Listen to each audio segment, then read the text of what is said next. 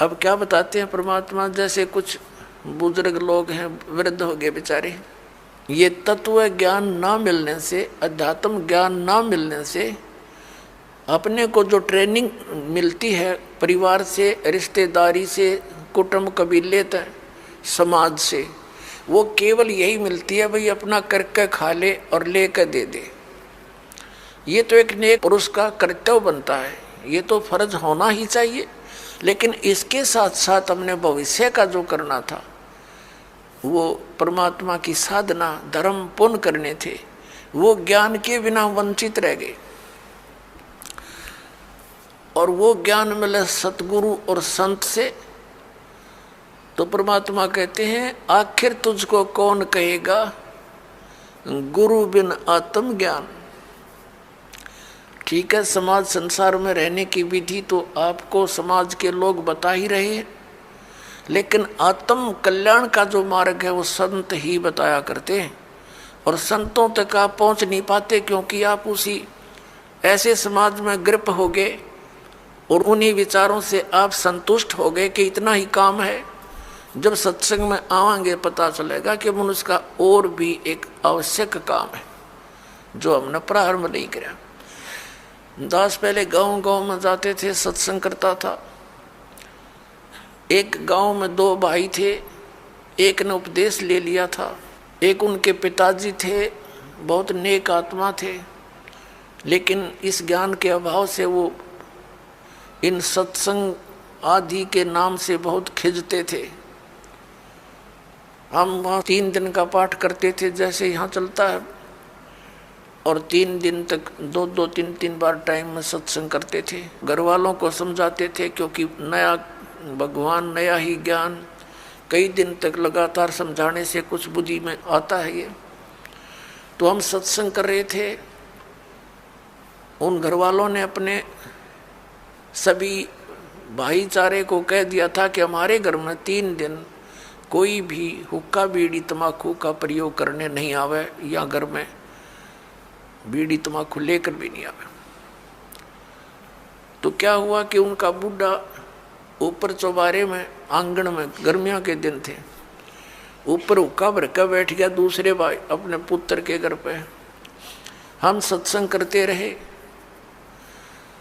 तो जब सत्संग समाप्त होने को हुआ, रात, पहले दिन सत्संग सुना दिन में, फिर रात ने सुना, तो अगले दिन वो रात्रि के समय सत्संग समापन हुआ, बूढ़ा नीचे आ गया। लगभग 70 वर्ष की आयु थी उसकी। अब वो आके हमारे पास बैठ गया जमीन पे, और उसकी पुत्र वधू ये सोच रही थी बूढ़ा पता नहीं क्या बोल लगा महाराज जी को, पता नहीं क्या कह देगा यो, क्योंकि इनने कभी ये काम देखे नहीं, और पता नहीं क्यों आ गया यो तो बहुत चिढ़ा करता है इन बातों से। वो बैठ के और आंखों में पानी भराया, रोने लग गया। मैंने पूछा क्या बात होगी बाबा, क्या बात है, क्यों रो रहे हो आप? ने बोला जी जो ज्ञान आपने सुनाया, ये बात तो आज तक हमने कदे सुनने को ना मिली। हमने तो लक्ष्मी चंद की रागनी सुनी हैं, और कोई सांग सिनेमे देखे, और मैं तो इतना मेहनती आदमी था। इन पुत्रा के 2-4 किले आवे थे, मैंने इनके 12 किले बना दिए। 12 एकड़ जमीन, 8 एकड़ और मोल ली मेहनत कर करके। और ईब मेरा क्या होगा, मैं तो 70 साल की उम्र होगी मेरी। अब मैं क्या करूँगा, क्या बनेगी मेरे साथ में? मैंने तो इस ज्ञान से सारी रात नींद आनी बंद हो गई, और अब मेरा खाना पीना भी छूट गया। अब क्या बनेगा, मेरा क्या होगा? मेरी तो उम्र जाली। और उसकी पुत्र वधू भी वहीं बैठ की। बूढ़ा आज तो बहुत अच्छा बोला, और वह ध्यान से सुना कि जो क्या हो गया बुढ़े के एकदम। नो बोला जी क्या मेरा भी कुछ हो सकता है? मैंने कहा देखो विश्वास करो, विश्वास करो। अब जैसे कुएं होते थे पहले बहुत गहरे, और उनमें 100-150 फुट नीचा जल होता था। उसको निकालने के लिए एक लंबी नेजू हुआ करती रस्सी, बहुत मोटा, इतना मोटा रस्सा, और 150-200 फुट लंबा।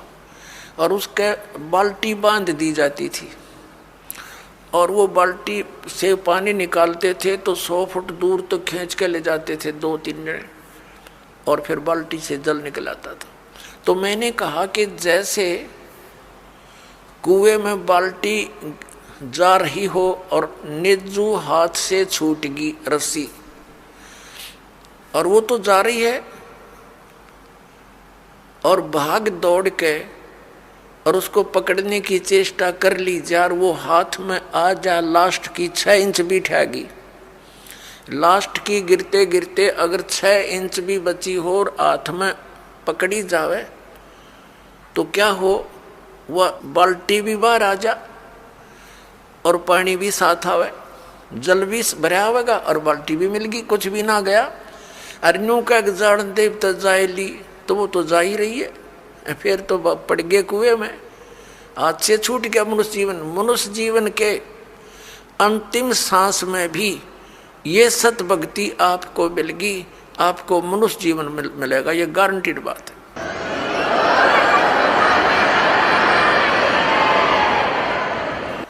और आप क्या तो अभी 70 वर्ष है, एवरेज 80-90 तो मानते हैं मनुष्य की आयु, और आप तो स्वस्थ दिखाई देते हो, करड़े हो, खूब तगड़े, और नाम लो पर ओका बीड़ी शराब तम्बाकू ये छूना नहीं पड़ेगा। और आन उपासना कुछ नहीं करोगे, ये बाबे गांव गुम में जितने डेरे डेरे बन रहे हैं या अन्य जो समाध पूजा तीर्थ व्रत ये नहीं करने होंगे। ने बोला जी मैं तो कुछ नहीं करूं, मेरा पीछा छूटे क्यों करे, और कर करा लिया हमने सारियों में डले डोलिए, मुझे दीक्षा दे दो। उसकी पुत्र वधू कहने लगी दादा ओके बहुत पीवा है तू, नाम लेकर हुक्का नहीं पीना। न बोला तो देखिए तो एक बार, मन तो पता ही ना था इस बात का, आग लग गई सोके गए, फूकना मैंने मेरा गधा बनूंगा, कुत्ता बनू, बिरान मटी होगी। और संता के वचन है ये झूठे नहीं हुआ कर दे बेटी, तो पुण्यात्माओं देख कर भाग जाएंगे बुढ़ापे में। नाम ले लिया उस भक्त ने और 10-15 वर्ष जिया और सह शरीर आराम तक अपना मृत्यु को प्राप्त हुआ और मोक्ष हो गया। कहते हैं जीना तो थोड़ा ही भला जब सत सुमरण हो और लाख वर्ष का जीवना लेखे धरे नहीं कोई। अपने आत्माओं जैसे बालक भक्ति पर लगता है बहुत अच्छी बात है, लेकिन इस ज्ञान से परिचित बूढ़ा तो सिर धड़कीबाजी ला देगा। न पता है कि उसने तो रोज पता है ना मेरा कल टिकट कट जाए तो स्लोप में लिया जीवन कति नो डलान में है, लास्ट दिन के रह जा 60 साल पाछे तो उल्टी गिनती शुरू हो जाए, ध्यान रखनी चाहिए बुढ़ा ने।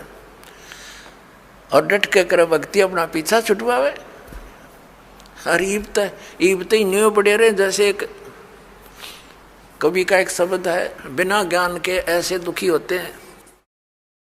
एर नर धोखे धोखे लुट गया आगी अंत गड़ी रे आगी अंत गड़ी। एर नर धोखे धोखे लुट गया आगी अंत गड़ी रे आगी अंत गड़ी। तो फिर क्या कहता है, पोता ब्यालों या मन में रही और एली करवा दो खड़ी टिकट कटन न हो रही है और ये आस्था लाए बैठा है कि भगवान एक पोता और ब्याह जा फिर बेशक मर जाऊं, और फिर नो कहे एक छोरे किया एक और मकान बन जा बस फिर क्या कहने बेशक मर जाऊं। बता,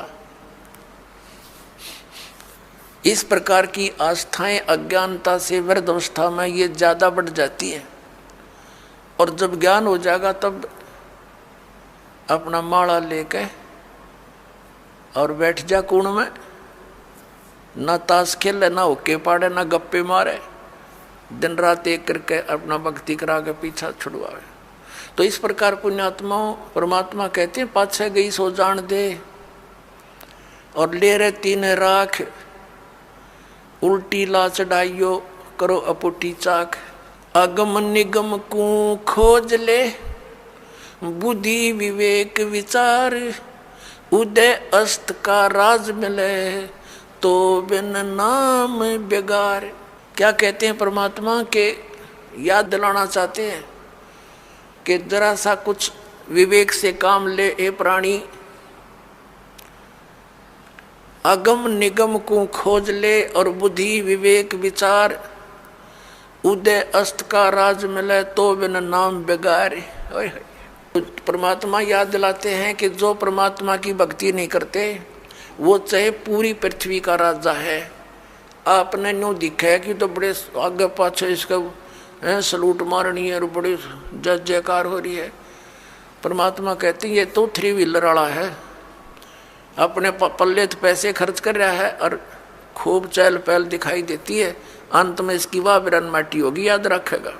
अगम निगम को खोज ले बुद्धि विवेक विचार, उदय अस्त का राज मिले तो बिन नाम बेगारे। या भक्ति नहीं है तो यु राजा पूर्व जन्म की कमाई को बर्बाद कर रहा है और आगे की दाढ़ी बनती नहीं क्योंकि यो नाम जाप ठीक नहीं कर रहा है। तो इसलिए परमात्मा कहते हैं बिन उपदेश अचंभ है, ये क्यों जीवत है प्राण, भक्ति बिना काठोर है, ये नर नाही पाषाण। परमात्मा कबीर परमेश्वर जी कहते हैं कि बिना उपदेश लिए बगैर गुरु धारण किए ये मनुष्य ये जीव किसको आधार मान के जी रहा है। मुझे इस चीज का आश्चर्य हो रहा है। और भक्ति बिना काठोड़ है, ये नर नाही पाषाण। ये तो पत्थर हैं जब इस मनुष्य जीवन को बर्बाद कर रहे हैं, ना कोई आधार। यदि हम बच्चों को आधार मानते हैं तो हमारी ये मृत्यु हो जाती है, तो बच्चे हमारे कहाँ से हुए। हमारे सामने बच्चों की मृत्यु हो जाती है तो ये आधार निराधार था, हमारा भूल थी हमारी कि हम इसीलिए जी रहे थे। हमारा आधार होना चाहिए मोक्ष, और मोक्ष के लिए पूर्ण संत की आवश्यकता होती है, सतभक्ति की आवश्यकता होती है। तो वो सभी समय संयोग इस कलयुग में आके इकट्ठे होते हैं जो अब आपके लिए रजा कर रखी भगवान ने। संत पूरा हो, पूर्ण परमात्मा की भक्ति हो, शास्त्र अनुकूल हो, अधिकारी हो नाम देने का, तो ऐसे संयोग ऐसे नंबर कदे कदे जुड़ा करे जो आज सारे नंबर मिल गए। और अब केवल नाम लेना है, बुराइयों से बचना है, मोक्ष हो जाएगा।